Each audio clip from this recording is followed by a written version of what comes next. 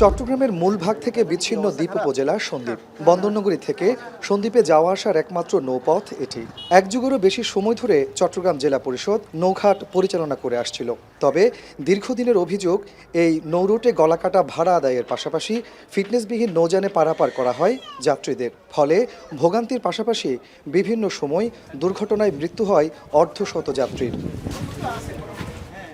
৫ আগস্টের পথ পরিবর্তনের পর সন্দ্বীপের মানুষের দাবির মুখে এই নৌপথ পরিচালনার দায়িত্ব পায় বিআইডব্লিউটিএ।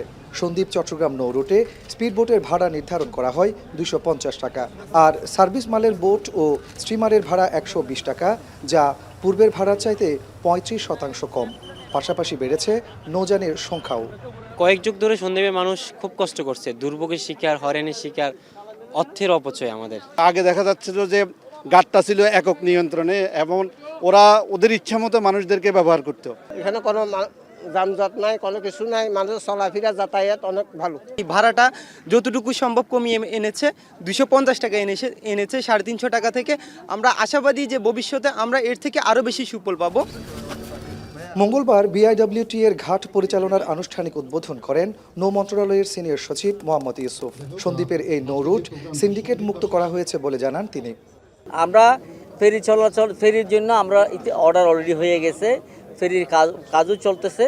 তো আমরা একদম ফাইনাল যেটা একদম নিরাপত্তামূলক ফাইনাল যেটা সেটা আমরা আশা করছি অগাস্ট সেপ্টেম্বর, এই বছর অগাস্ট সেপ্টেম্বর আমরা পেয়ে যাব। বোটের জন্য যে ভাড়া বা লঞ্চের জন্য যে ভাড়া, সেটা কিন্তু কখনোই নির্ধারিত থাকে না। এখানেও সেই সিস্টেমটাই আমরা এস্টাবলিশ করলাম। এই সিস্টেমটা এখানে ছিল না, এটা আগে সিন্ডিকেটের মধ্যে ছিল। তারা ভাড়াটা ফিক্স করে দিত, এখন এই ভাড়াটা ফিক্স থাকবে, ভাড়া মালিক তুলবে, আমরা শুধুমাত্র এন্ট্রি ফি নেব। চলতি বছরের মার্চ থেকে চট্টগ্রাম সন্দ্বীপ নৌ রুটে চালু হচ্ছে ফেরি সার্ভিস। এতে সন্দ্বীপের কৃষি, মৎস্যসহ অর্থনীতি, বাণিজ্য ও স্বাস্থ্য খাতে আসবে নতুন গতি। ঘুরে দাঁড়াবে পর্যটন খাত, প্রত্যাশা স্থানীয়দের। কাজী মাহফুজ, এখন চট্টগ্রাম।